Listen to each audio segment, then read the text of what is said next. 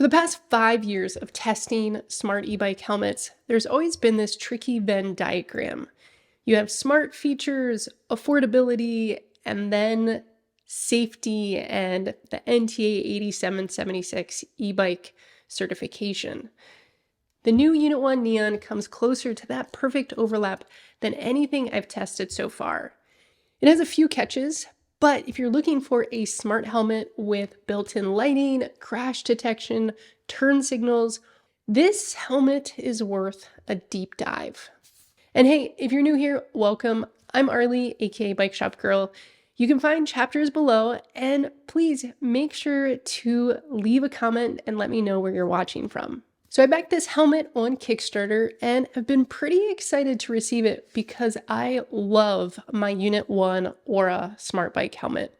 But the price tag of $260 does prevent some from buying it. So Unit 1 calls this helmet the impossible helmet. Smart, safe, light, beautiful, and affordable all in one.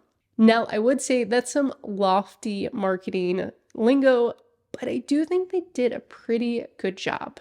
Usually smart helmets force you to pick two: price, safety, or tech. The Neon tries to give you all three. It's built for e-bike and urban riders, people who need real protection at higher speeds, but also want visibility and the smart features built right in where it can connect to your phone. And it's not just marketing fluff. So the Neon earned a 5-star rating from Virginia Tech's Helmet Lab, ranking 28th out of more than 280 helmets, right alongside their higher-end Aura helmet, which is marked at 17th last time I checked.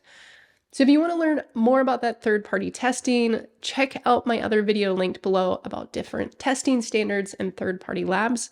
But just know, as a buyer, that testing is really important for me, so I appreciate that this new helmet has already gone through it. And some people do tune out on me when I talk about NTA 8776, but for me, even if you aren't using an e-bike, these helmets have better coverage. So it's going to cut lower in the back and on the temples. It's meant to withstand a lot heavier drops, and it's just, for me, better for everyday life if you're willing to pay a little bit more for that protection. I really appreciate that this is a smart e-bike helmet with that NTA certification, but it has a slicker city biking feel to it. And it's something that I wished that the Lumos Nixle, which I recently covered, had. They kind of prioritized notification over the NTA 8776 rating. Both the Neon and Neon SE connect to your phone through the Unit 1 app, and this really allows you to customize the lights, sync with their additional smart lights, or the remote. I'm also really happy for this feature. You ready for it? An audible signal when you turn on and off the helmet. It has a built-in RFID, which we saw on the Unit 1 Sparky.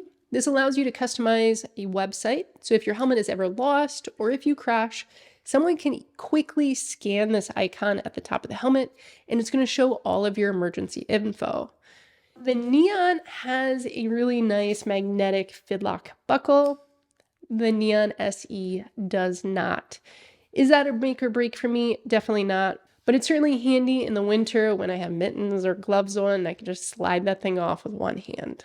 A new feature that Unit 1 is hyping up on this helmet is the idea of a modular build.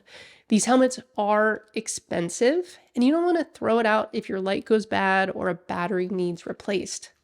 So I'm going to quote Unit 1 here because I haven't taken apart this helmet.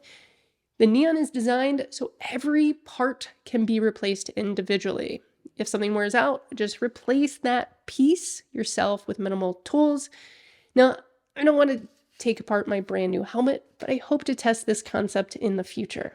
For accessories, there is something kind of cool for the Neon, and that's their new rain plugs, which I've never seen before. I've only seen either helmet covers or an internal slide that covers holes. There is a visor option, which is pretty important for me in the winter when it's snowing or weather like rain, sleet, to keep out of my eyes, or when the temperature is really cold.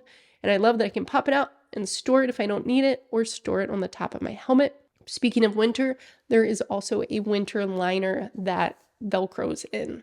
All right, so that was kind of the Neon in a nutshell. A stripped down Aura, but still meeting those safety standards. So no front lights, less ventilation. The visor is not removable or as long, but at $160, this is certainly a helmet worth checking out. Now, if you're in the market for other NTA 8776 helmets, you probably know that I love my Aura. This is my go-to and what I'm putting on all of my family's heads if they have bigger heads.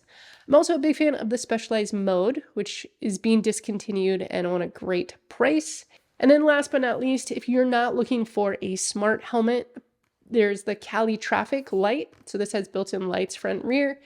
And they also make just a basic Cali Traffic without lighting. Those are my go-to if you're not looking for a smart e-bike helmet. All right, I would love to hear from you. Drop a comment below, hit subscribe if smart helmet content is something you want to see more of. And until next time, stay well, stay good, and remember to bike more and worry less. Peace.